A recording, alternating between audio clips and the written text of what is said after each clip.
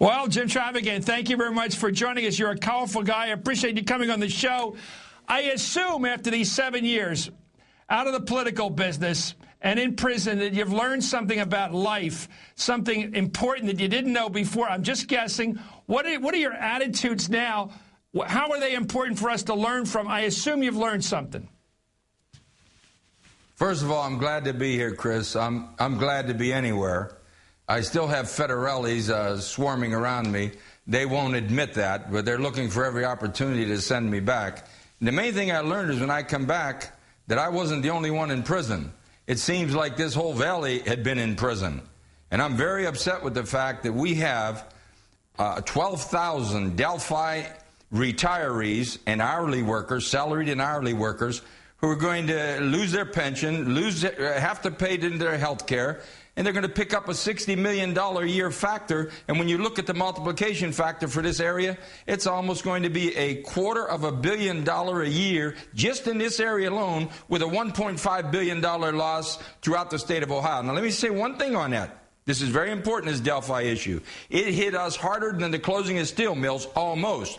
But second of all, if we can give billions and billions of dollars to banks who won't even lend it to our people unless they have $3 in the bank for every $1 they borrow, I said, why not take care of our own people? So I'm tired of seeing this money going all over the world, all this stimulus money. Stimulate this. That's what I'm saying. Well, you still talk like a politician, like you're running for office again. You never know, I may. I want to get the IRS, kick them in the crotch real good.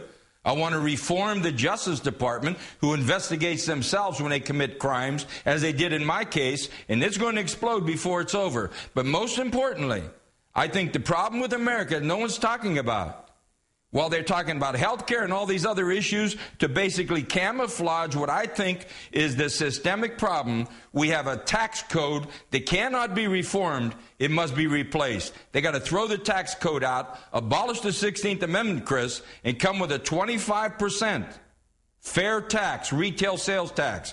Now, Dr. Dale Jorgensen up there at Harvard did a study and says there wouldn't even be an appreciable cost factor added because of the heavy burden of the tax code that's penalizing investment, killing investment, awarding dependency in this country. It's crazy. And I think we've got to start with the rudimentary problems. No one's talking about them. And they better be careful. We're all going to have clean air. We're all going to have health care. And no one's going to have a job. And everybody's losing their home, especially around here. And I expect them to do something, or I will come back down there. You sound like a Republican.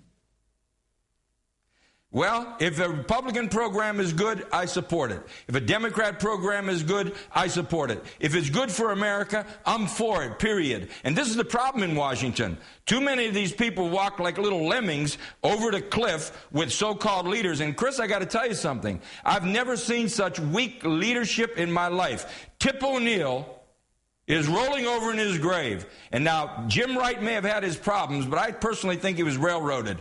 Jim Wright is another one. He was a speaker. When he said something, he did it. I think it's time that the Democrats now lead and quit disguising all these problems. Look at that tax code. We need a border-adjusted tax. These imports are coming in.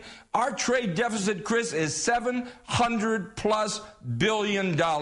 Beam me up. How can we overcome these problems? You know, you're talking with this populist fervor, Jim Traficant, and yet, you know, the Democratic Party and the Congress voted you out. They voted to kick you out. I mean, how do you go back into a room of politicians now and say, you guys were all wrong, I was right? All wrong. I'm the only guy in the room that's right. I don't have to tell anybody they're wrong or right. I was targeted by the Justice Department since 1983, being the only American in history to defeat the Justice Department in a RICO trial pro se without being an attorney, and they couldn't live with that. Finally, I was the number one target in the American-Israeli Public Affairs Committee. And let me tell you something.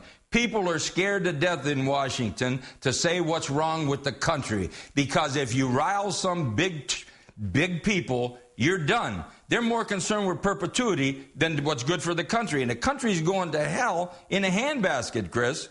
Well, let's talk. This is a very serious problem.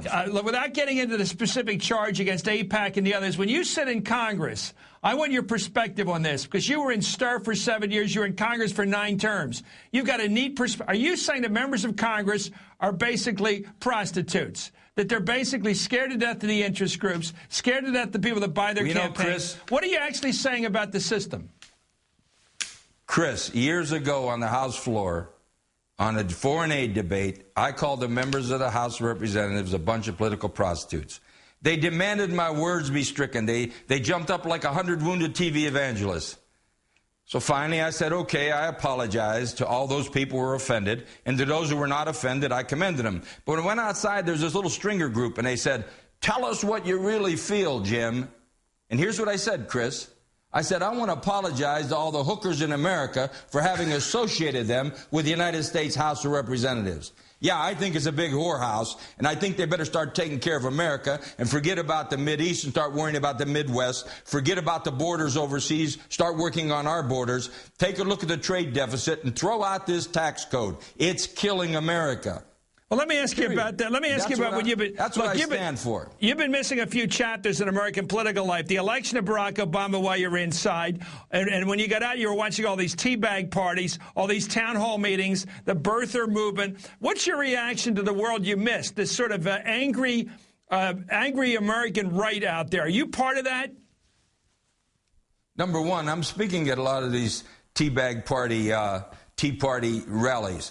I think that they need a little bit of direction, but they mean well. They're upset with the country. As far as Obama's concerned, I tell these Tea Party groups to say, look, I don't think you should be going after President Obama. I think his hands are pretty much tied, and I think his heart's in the right place, and I've said that when I've spoken.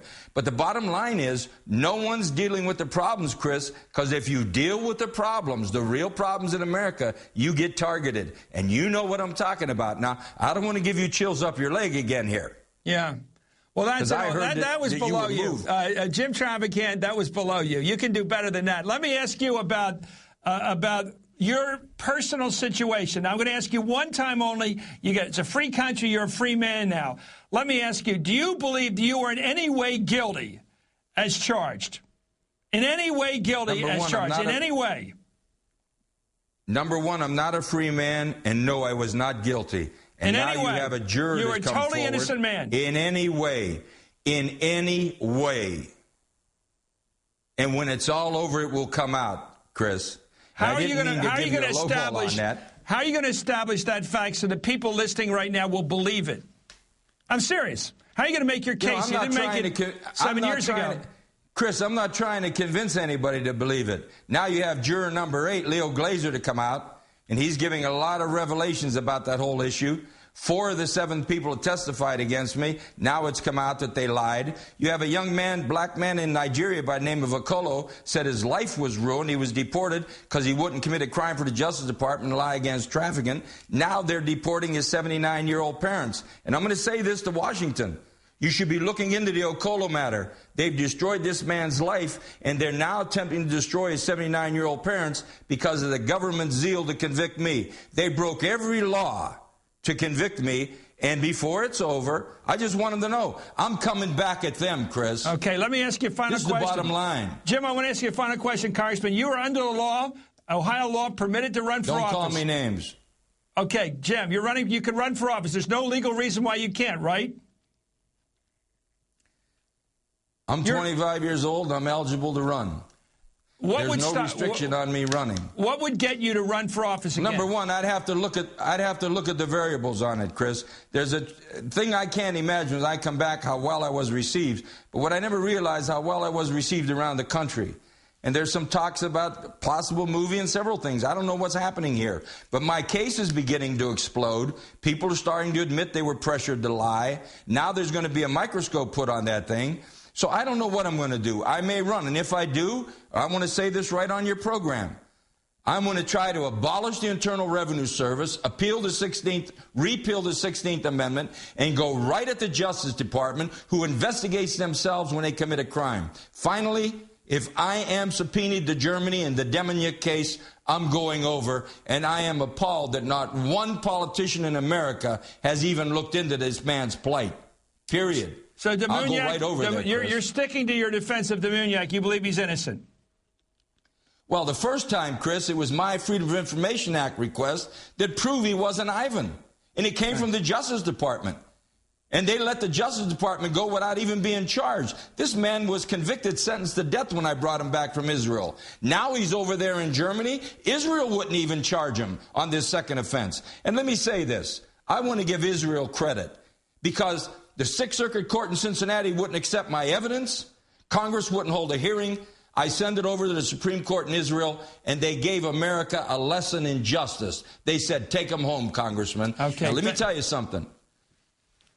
This man is not what they're saying he is, and it's a shame that no one's even looking at his plight. Okay, thank you very much, Jim Traficant. I will, Chris. Jim Traficant, thanks for coming on Hardball tonight. It's great having you. This is Hardball. Thank you, Chris. You speak your mind, sir.